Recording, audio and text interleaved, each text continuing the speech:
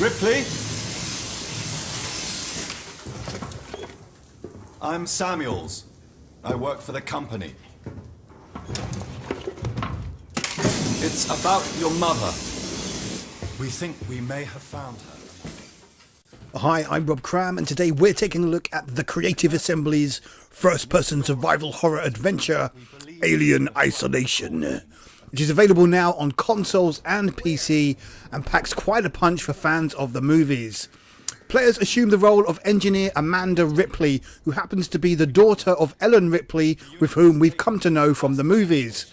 There's quite a few references and much imagery lifted from the films, as Amanda investigates the mystery surrounding her mother on board the ill-fated and stranded mining station, the Nostromo. After a brief introduction, chaos ensues and it's lights off for the remainder of the 15-hour plus experience. The story is fairly tame, offering predictable outcomes, and merely acts as a bed for what can only be described as a series of unfortunate events for Amanda through contextual scenarios. At its heart, Alien Isolation is a pure stealth game, where the onus lies on crouching to move slowly and quietly, sneaking around dimly lit corridors or enclosed rooms, all the while avoiding contact with the human, android and lurking alien. The survival element comes into play as items can be foraged from all manner of containers, desks and from the fallen, to be crafted into useful tools such as Molotov cocktails, pipe bombs and medical supplies. Whilst there is an element of combat in the latter portion of the adventure, the scarcity of ammo for the weapons means going all out isn't going to last long, and when you really need some of the offensive options, having no ammo poses a big problem. The core gameplay relies on extensive searching, conservation of resources, where perhaps sneaking past foes in the shadows is more viable than wasting precious ammo. There are moments where you just have to let rip, but with a constant grip of fear the alien has over the game, being aware of noise is also a factor players have to consider. In other words, firefights will attract the alien, who for the most part is indestructible. What the game does very well is provide some excellent pacing and introduction to its basic features in a concise and rewarding fashion, so there's always something new to work towards. As players progress through each mission, Amanda's options increase as she gathers the right tools for the many tasks laid out before her, until eventually she's hacking terminals, burning off metal plates from locked doors, and proving that being an engineer is a valuable asset when things go horribly wrong.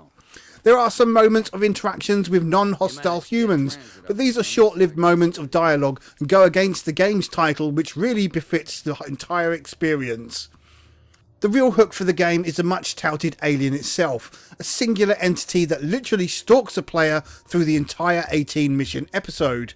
In most rooms, there are air vents on the ceiling, which enable the alien to move freely around most parts of the ship, and means at any time it could suddenly appear and chew your face off. The expectation of arrival places players in an overly cautious state, slowing the game's pacing down, leaving players knowing the consequences of running around or simply walking could attract unwelcome attention and ultimately demise. However, it's not all one-sided nonsense, which can happen if unlucky, such as being grabbed by an android and then impaled by alien tail, but for the most part forces players to hide and wait until the threat is gone. Thanks to the infamous motion tracker, players can keep an eye on any movement in close proximity, but often it's the constant barrage of audio cues which provide the most feedback. There's sheer terror as sounds of scurrying alien feet and the cries of the ship's inhabitants can be heard in the background and all around the player, creating immense moments of tension. What heightens the fear factor is the clever way saving is handled, by use of specific save points. Whilst they are evenly spaced, there are some long moments of activity between them, which simply leaves players craving for a point to save, lest be eaten, and having to start from a previous save. In terms of looks, Alien Isolation presents some impressive lighting effects as terminals give off colourful hues or flicker and sparks illuminate their surroundings alongside some neat smoke particle effects. The overall ambience and feel is captured very well, which provides an excellent recreation of the interiors of the future spacecraft, despite them being deliberately dull locales. However, the overall looks are let down by a lack of detail in the environment textures, which are quite plain when viewed up close. There are some decent character models, but again aren't the most detailed, and like the environments, rely on the extreme mood lighting to create a visual impact, which luckily the game handles with great success. Sadly, there's little variation with the game's locations, which to be fair is expected, but does make for an overfamiliar ride as you climb through the 100th vent into the next similar looking corridor to the one you've just used.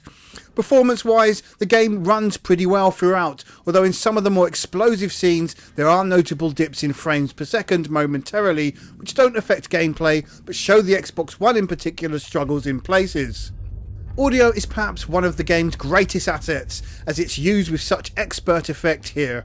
Players are forced to take note of every sound, and at its peak is a complete assault on the senses as footsteps and explosions fuse with voiceovers from the ship's PA system.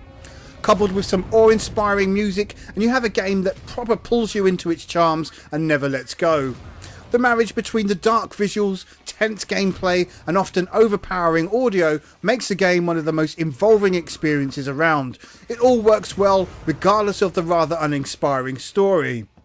Alien Isolation offers two modes of play from the off, with its story and survival challenge mode.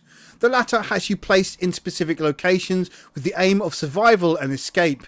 If successful, players can then compare their score and time taken with others via online leaderboards. The story offers well over 15 hours play across its replayable missions and has lots of areas to explore and ID tag collectibles to uncover. With the random element of the alien AI also means that replaying levels might not yield the same results, which keeps things fresh. Gamers looking for a more mentally taxing stealth game will find the antics on offer in Alien Isolation to be most agreeable and perhaps some of the best yet for passive stealth action, as it effortlessly fuses rousing moments of despair, frustration and sheer terror into a seemingly never-ending game of cat and mouse against an unbeatable opponent.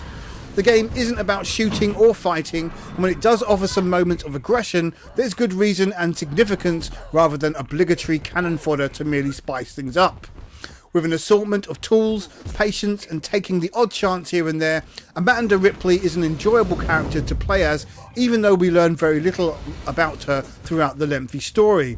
The game is very much about isolation from pretty much everything, leaving a bare game of survival instincts that purposefully basks in its slow and menacing momentum.